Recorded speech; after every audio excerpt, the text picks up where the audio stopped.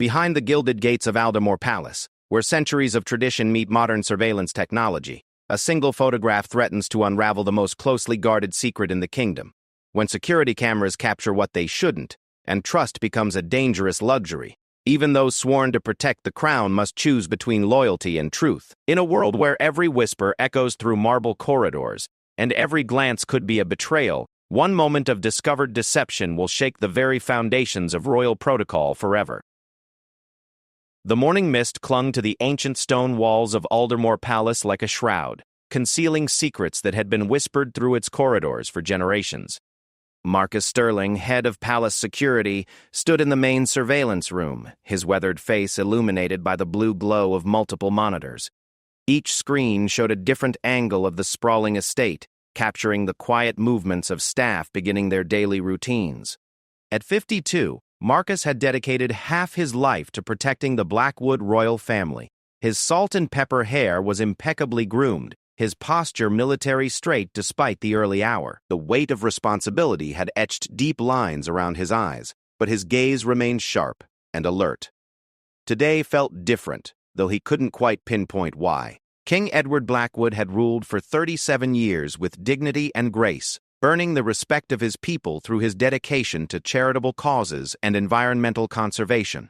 His wife, Queen Isabella, was beloved for her work with children's hospitals and her genuine warmth with the public.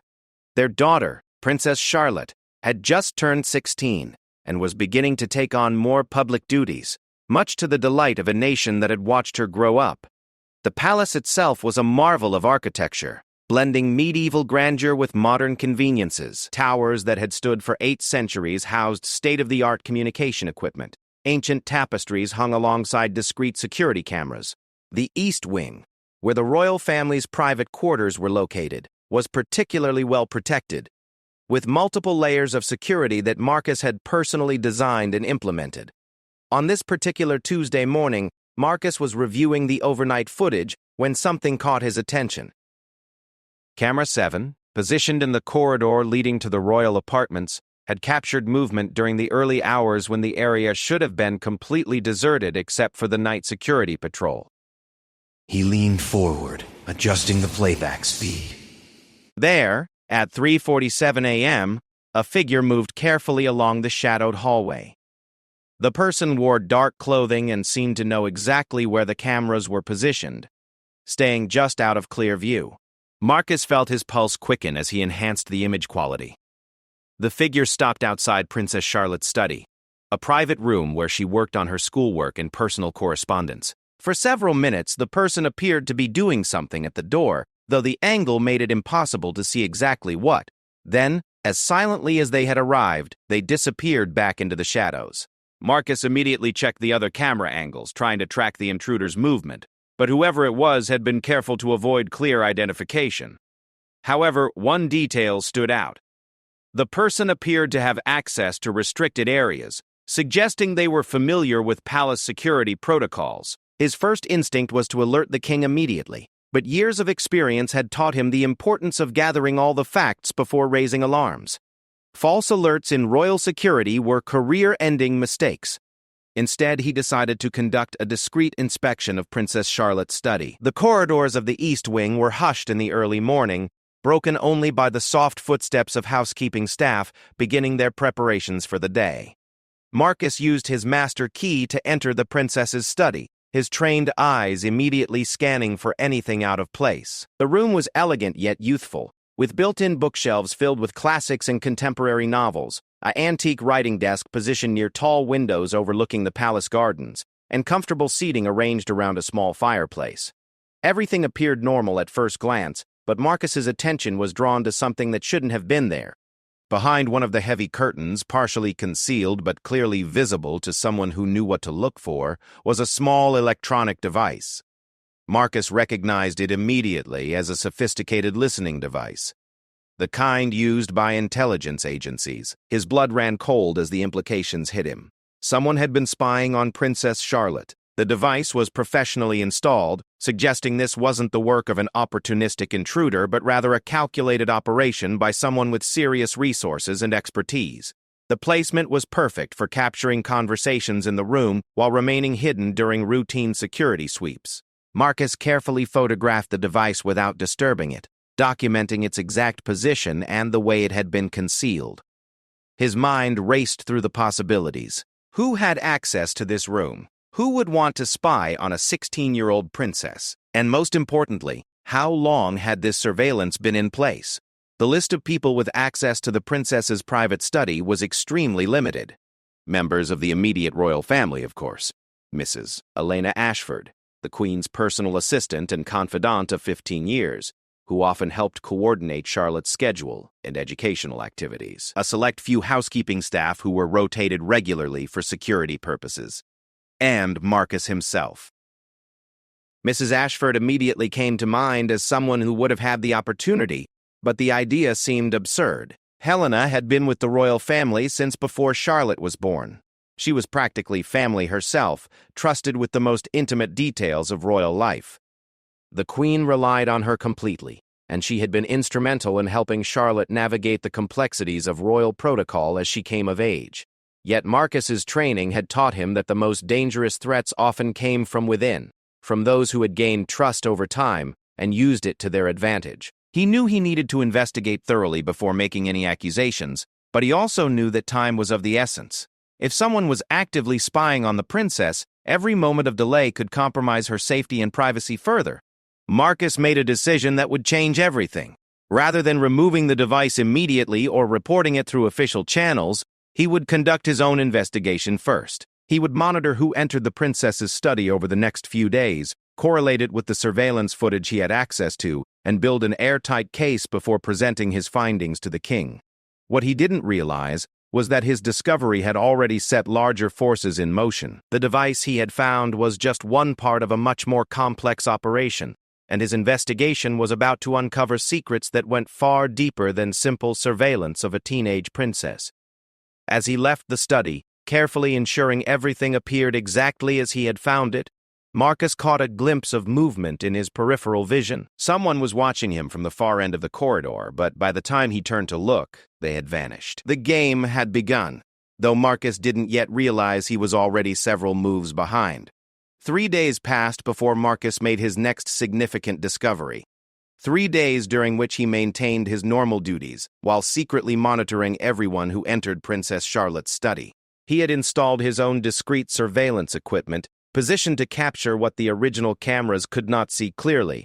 His investigation was methodical and patient, qualities that had served him well throughout his career in military intelligence before joining the palace security team. During this period, Marcus observed the usual pattern of activity around the princess's private quarters. Charlotte herself spent time in her study each afternoon, working on her advanced-level preparations and corresponding with various charitable organizations she was beginning to support. The housekeeping staff, led by Mrs. Margaret Thornton, maintained their regular cleaning schedule, though Marcus noted they spent considerably less time in the study than other rooms, likely respecting the princess's privacy. Mrs. Helena Ashford visited the study twice during those 3 days, once to deliver correspondence from potential university tutors, and once to discuss Charlotte's upcoming public appearances with the princess directly. Marcus watched the recordings carefully, noting that Helena seemed completely natural and relaxed, showing no signs of the nervousness or suspicious behavior he might expect from someone maintaining secret surveillance equipment. But on Thursday afternoon, everything changed. Marcus was reviewing the latest footage when he noticed something that made his blood run cold. The timestamp showed 2:15 p.m., during Charlotte's regular riding lesson in the palace stables. Helena had entered the study alone, carrying what appeared to be routine paperwork. But instead of simply delivering documents or arranging Charlotte's desk as she normally did, Helena had gone directly to the window where the listening device was concealed. The footage showed her reaching behind the curtain and making brief contact with the device. The angle wasn't perfect, but Marcus could see her checking something on what appeared to be a small handheld receiver, confirming that the surveillance equipment was functioning properly. She had done this quickly and professionally, someone clearly familiar with the technology. Marcus felt sick as the reality sank in. Helena Ashford, trusted confidant of the royal family for 15 years, was operating surveillance equipment in Princess Charlotte's private study. The implications were staggering. His first instinct was to confront her immediately, but his training overrode emotion. He needed to understand the full scope of what was happening before taking any action. Was Helena acting alone, or was she part of a larger operation? Who was she reporting to?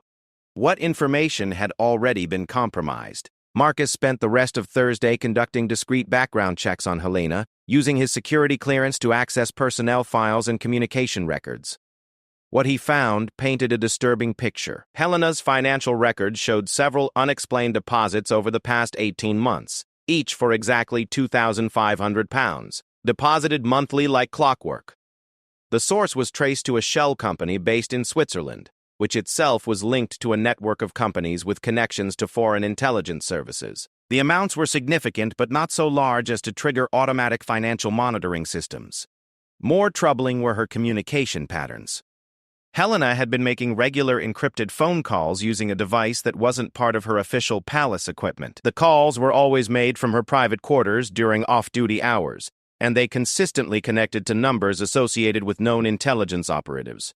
As Marcus pieced together this information, a chilling picture emerged. Helena wasn't just conducting unauthorized surveillance. She was a professional intelligence asset who had been systematically gathering information about the royal family for over a year. The listening device in Charlotte's study was likely just one part of a much larger operation. The question that haunted Marcus was what information Helena had already obtained and passed on to her handlers. Charlotte's study was where she often spoke privately with her parents about her future, her concerns about royal duties, and her personal relationships. It was also where she sometimes received tutoring on sensitive political matters, learning about government policies and international relations that wouldn't be discussed publicly for months or years. Marcus realized he was dealing with a national security threat of the highest magnitude. The information Helena had access to could compromise not just the royal family's privacy, but potentially sensitive state matters that were discussed in Charlotte's presence as part of her preparation for eventual royal duties. On Friday morning, Marcus made a decision that would prove to be both crucial and controversial. Instead of immediately reporting his findings through official channels, he decided to gather additional evidence by setting up his own surveillance of Helena. He needed irrefutable proof of her activities, and more importantly, he needed to identify her contacts and understand the full scope of the intelligence operation. Marcus used his access to palace security systems to monitor Helena's movements and communications more closely. What he discovered over the following days exceeded his worst fears. Helena wasn't just gathering intelligence. She was actively influencing events within the palace. She had been subtly steering Charlotte's schedule to ensure the princess would be in her study during times when sensitive conversations were most likely to occur. She had also been providing detailed intelligence about the royal family's private discussions, their personal relationships, and their reactions to various political developments. The most damning evidence came when Marcus discovered that Helena had photographed sensitive documents from King Edward's private office, including preliminary drafts of speeches about upcoming political initiatives and confidential correspondence with other European monarchs about coordinated responses to international crises. But Marcus also uncovered something that would later prove to be his undoing. Helena had become aware that she was being investigated. Her intelligence training had made her sensitive to changes in routine surveillance patterns, and Marcus's discreet inquiries had not been as invisible as he had hoped. On Sunday evening, as Marcus was preparing to finally present his evidence to King Edward, Helena made her move.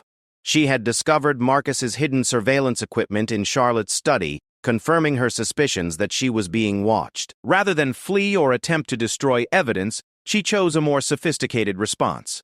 Helena had photographed Marcus's surveillance equipment and documented his unauthorized investigation of palace staff. She prepared a carefully crafted narrative that would portray Marcus as a rogue security officer who was conducting illegal surveillance of the royal family for his own purposes. Her years of experience in intelligence work had taught her the importance of controlling the narrative, and she intended to strike first. What neither Marcus nor Helen realized was that their secret battle was about to explode into public view in the most dramatic way possible.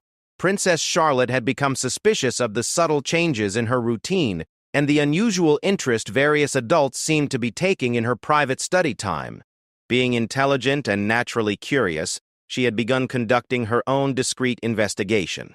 Charlotte had noticed Marcus's increased attention to security cameras and Helena's unusual behavior around her study. She had also discovered the sophisticated listening device behind her curtain, though she had been careful not to disturb it while she tried to understand what was happening. The princess had been documenting her observations, taking photographs with her personal camera, and keeping detailed notes about the suspicious activities she had witnessed. She planned to present her findings to her father when she had gathered enough evidence to prove something serious was occurring. But Charlotte's investigation was about to collide with the secret battle between Marcus and Helena in a way that would change everything for everyone involved. Part 3.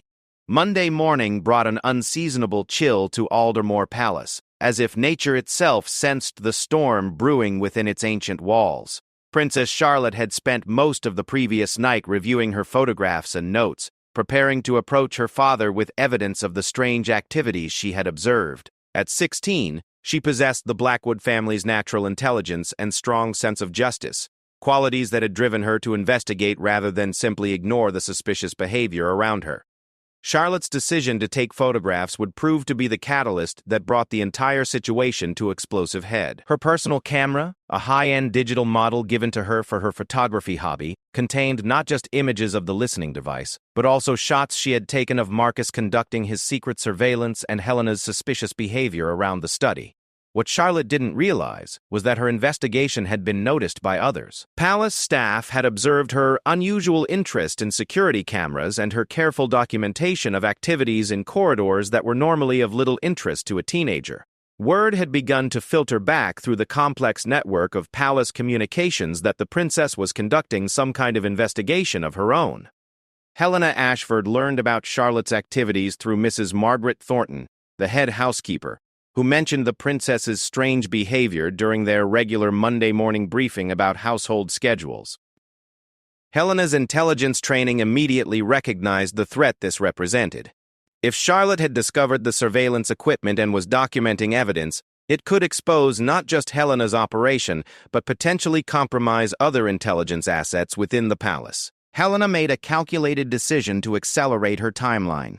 She contacted her handler through encrypted channels and requested immediate extraction protocols. However, her handler insisted that she first secure or destroy any evidence that could expose the operation, particularly anything that might be in Charlotte's possession. This created a dangerous situation. Elena needed to access Charlotte's private quarters to determine what evidence the princess had gathered, but doing so would require her to take significant risks that could expose her immediately if she were discovered. Meanwhile, Marcus Sterling had reached his own breaking point. His investigation had revealed the scope of Helena's intelligence operation, and he could no longer delay reporting his findings. However, he decided to confront Helena directly first, hoping to get her to confess and provide information about her contacts and the full extent of her activities. Marcus arranged to meet Helena in the Queen's Garden, a private area of the palace grounds where they could speak without being overheard by other staff members. It was a calculated risk, but Marcus believed his evidence was strong enough to force Helena into cooperation. The confrontation took place Tuesday afternoon beneath the ancient oak trees that had witnessed centuries of palace secrets. Marcus presented Helena with photographs of her checking the surveillance equipment and evidence of her unexplained financial deposits. He offered her a choice: cooperate with his investigation and provide full disclosure about her intelligence activities, or face immediate arrest and prosecution for espionage against the crown. Helena's response surprised Marcus with its calculated coldness. She calmly informed him that she was aware of his unauthorized surveillance activities and had documented evidence of his violations of palace security protocols. She suggested that any accusations he made against her would be countered by her own evidence of his misconduct. More significantly, Helena revealed that she knew about Princess Charlotte's investigation and the photographs the princess had taken. She implied that Charlotte's safety could be at risk if the situation wasn't handled carefully, suggesting that Marcus should consider the potential consequences of his actions, not just for himself, but for the royal family he was sworn to protect. The conversation escalated when Marcus realized that Helena was effectively threatening Princess Charlotte. His protective instincts overrode his careful planning, and he demanded that Helena immediately cease all intelligence activities and submit to security detention. Helena refused, stating that she had orders to complete her mission regardless of the personal cost. Their argument was interrupted by an unexpected arrival. Prince William, Charlotte's older brother who had returned from university for a brief visit, had been walking through the garden and overheard raised voices. At 22, William possessed the same strong sense of duty as his sister and immediately sensed that something serious was occurring. William's appearance forced both Marcus and Helena to quickly compose themselves. He politely but firmly requested an explanation for what appeared to be a heated disagreement between two trusted members of the palace staff. Marcus faced an impossible choice. He could not reveal his investigation without proper authorization from the king, but he could not allow Helena to continue her activities or potentially threaten Charlotte. Helena, meanwhile, saw an opportunity to implement her alternative plan for controlling the narrative.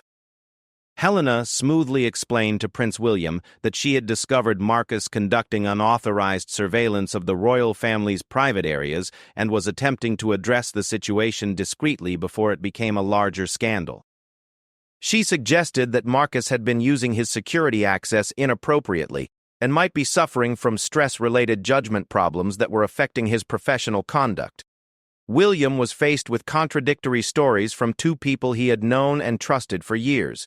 Marcus's attempts to explain his investigation without revealing classified details sounded evasive, while Helena's calm presentation of her concerns seemed more credible. The prince decided that the situation required immediate investigation by proper authorities, and insisted that both Marcus and Helena accompany him to report the matter to the king. As they walked back toward the palace, none of them noticed Princess Charlotte watching from her bedroom window. She had observed the entire confrontation through a telephoto lens, and had photographed the heated discussion between Marcus and Helena. More importantly, she had recorded video of their argument, capturing audio that clearly revealed both Marcus's accusations and Helena's veiled threats. Charlotte realized that whatever was happening was far more serious than she had initially suspected. Her protective instincts for her family and her sense of justice compelled her to take immediate action. She gathered all her evidence, including photographs of the surveillance equipment, documentation of suspicious activities, and the video of the garden confrontation. The princess made a decision that would prove to be both brave and dangerous. Rather than waiting for the adults to sort out their conflicting stories, she would present her evidence directly to her father and let him determine the truth. She believed her documented proof would cut through whatever lies or misdirections the adults might attempt. Charlotte's decision to act independently set in motion the final sequence of events that would bring the entire conspiracy to light. However, it also placed her directly in the path of forces that were far more dangerous than she realized. Helena's intelligence operation was part of a larger network, and there were people who would go to considerable lengths to prevent their activities from being exposed. As Charlotte prepared to approach her father with her evidence, Helena was making her own desperate preparations. Her handler had made it clear that the operation's exposure would have serious consequences for everyone involved, and that all necessary measures should be taken to prevent that exposure. The stage was set for a confrontation that would test not just the loyalty and courage of everyone involved, but the very security measures that were supposed to protect the royal family from exactly this kind of threat. Part 4. Wednesday morning arrived with unusual activity throughout Aldermore Palace. King Edward had requested an emergency meeting with his senior security staff after Prince William's report of the previous day's confrontation. The king's private office, located in the tower that had served as the administrative heart of the monarchy for 6 centuries, became the center of a crisis that none of them had anticipated. Marcus Sterling stood before the king's massive oak desk, feeling the weight of 30 years of loyal service hanging in the balance. Beside him, Helena Ashford maintained her composed demeanor, though careful observers might have noticed the slight tension in her posture. King Edward himself sat behind the desk that had been used by 12 generations of monarchs, his expression grave as he considered the conflicting accusations before him. Prince William had briefed his father on the garden confrontation, presenting both Marcus's claims of discovering unauthorized surveillance and Helena's concerns about Marcus's own conduct. The king found himself in the uncomfortable position of investigating 2 people he had trusted implicitly, knowing that one of them was betraying that trust in ways that could have national security implications. Marcus, The king began, his voice carrying the authority of decades of leadership. You claim to have discovered evidence of espionage activities within the palace. I need you to present that evidence now, completely, and without reservation. Marcus had spent the previous evening preparing for this moment, organizing his documentation and evidence in a logical sequence that would demonstrate the scope of what he had discovered. He began with the surveillance footage showing the unidentified figure accessing Charlotte's study, then moved through his discovery of the listening device, his investigation of Helena's activities, and the financial evidence suggesting her connection to foreign intelligence services. As Marcus presented each piece of evidence, Helena maintained an expression of growing concern and confusion, as if she were learning about these allegations for the first time. When Marcus displayed photographs of her checking the surveillance equipment, Helena expressed shock and suggested that the images had been somehow manipulated or taken out of context. Your Majesty, Helena said when Marcus completed his presentation, I'm deeply troubled by these accusations. While I cannot explain how my image appears in these photographs, I can only suggest that Mr. Sterling's investigation methods may have compromised the integrity of his evidence. I've served your family faithfully for 15 years, and I would never betray the trust you've placed in me. Helena then presented her own evidence of Marcus's unauthorized surveillance activities, including photographs of equipment he had installed without proper authorization and documentation of his access to restricted areas outside his normal duties. She suggested that Marcus might be suffering from paranoid delusions brought on by job stress and was projecting his own inappropriate activities onto others. King Edward found himself facing a sophisticated he-said-she-said situation where both parties had evidence supporting their claims, and both had plausible explanations for the other's evidence. His years of experience in dealing with complex political situations told him that the truth was likely more complicated than either presentation suggested. The king was about to order a comprehensive investigation by external security services when an unexpected interruption changed everything. Princess Charlotte knocked on the office door and requested permission to enter. When admitted, she was carrying a leather portfolio and had the determined expression that her family recognized as meaning she had something important to say. Father, Charlotte began, her voice steady despite the gravity of the situation, I believe I have information that's relevant to this discussion. I've been conducting my own investigation of suspicious activities around my private study, and I think my evidence might help clarify what's really happening. The king's expression shifted from surprise to concern as Charlotte opened her portfolio and began presenting her meticulously documented evidence. Her photographs of the surveillance equipment were clearer than Marcus's, taken from different angles that provided more detail about its installation and capabilities. Her timeline of suspicious activities included observations that neither Marcus nor Helena had mentioned in their presentations. But the moment that changed everything came when Charlotte produced her video recording of the garden confrontation. The audio was clear enough to capture Helena's veiled threat about Charlotte's safety and her admission that she had orders to complete her mission regardless of personal cost. Helena's composed facade cracked as she realized that her own words had been captured and documented. The intelligence training that had served her so well throughout her operation had not prepared her for the possibility that a 16-year-old princess would have the initiative and skill to conduct her own counter-surveillance operation. This recording is taken completely out of context, Helena began, but King Edward raised his hand for silence. The monarch's expression had hardened as the implications of his daughter's evidence became clear. Helena, the king said quietly, the voice on this recording is clearly yours. Princess Charlotte's documentation appears to corroborate Mr. Sterling's findings. I'm going to ask you one time to tell me the complete truth about your activities and associations. Helena realized that her position had become untenable. Her intelligence training included protocols for exactly this situation, but implementing them would require her to take actions that could endanger the royal family she had come to genuinely care for, despite her professional obligations. In that moment, Helena made a decision that surprised everyone present, including herself. Rather than continuing to deny the allegations or attempting to escape, she chose to confess fully and cooperatively. Your Majesty, Helena said, her voice carrying the weight of accumulated guilt and relief. The allegations against me are substantially correct. I have been conducting unauthorized intelligence gathering on behalf of foreign interests.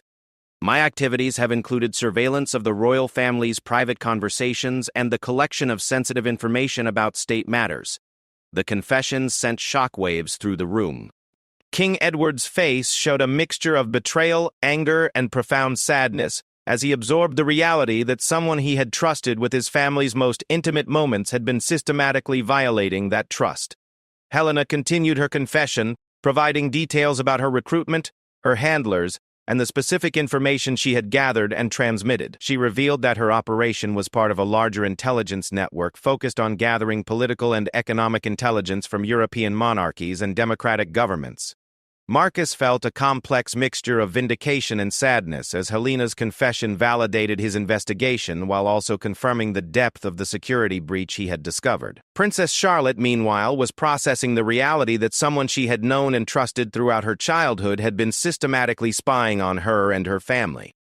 The immediate aftermath of Helena's confession involved securing the palace and conducting sweeps for additional surveillance equipment. Helena was taken into custody by royal protection officers and would later be transferred to intelligence services for extensive debriefing about her network and activities. But the crisis was far from over. Helena's confession revealed that her intelligence network had been gathering information about other European royal families and government officials, suggesting a coordinated campaign that could have international implications. The information she had gathered about British political and economic policies, obtained through her access to royal family discussions, had potentially been shared with foreign governments in ways that could compromise national interests. King Edward faced the difficult decision of how much of this security breach to reveal publicly, while protecting both national security interests and his family's privacy. The investigation would continue for months, as intelligence services worked to assess the full scope of the compromise and identify other potential assets within the network. For Princess Charlotte, the experience had been a harsh introduction to the reality that even trusted figures within her protected world could pose serious threats. However, it had also demonstrated her own capability and courage in protecting her family when faced with danger. Marcus Sterling's investigation had ultimately been successful, though the methods he had used would require careful review to ensure that future security operations followed proper protocols. His dedication to protecting the royal family had been unquestionable, but the incident highlighted the need for better communication and oversight in palace security operations. As for Helena Ashford, her 15 years of faithful service had been revealed to be an elaborate deception that had given foreign intelligence services unprecedented access to one of the world's most protected families. Her case would become a study in the long-term patience and sophistication of modern espionage operations, demonstrating how trust could be cultivated over many years and then exploited for strategic advantage. The aftermath of the incident led to comprehensive changes in palace security protocols, including enhanced background investigations, regular security reviews of all staff members, and improved coordination between different levels of royal protection services.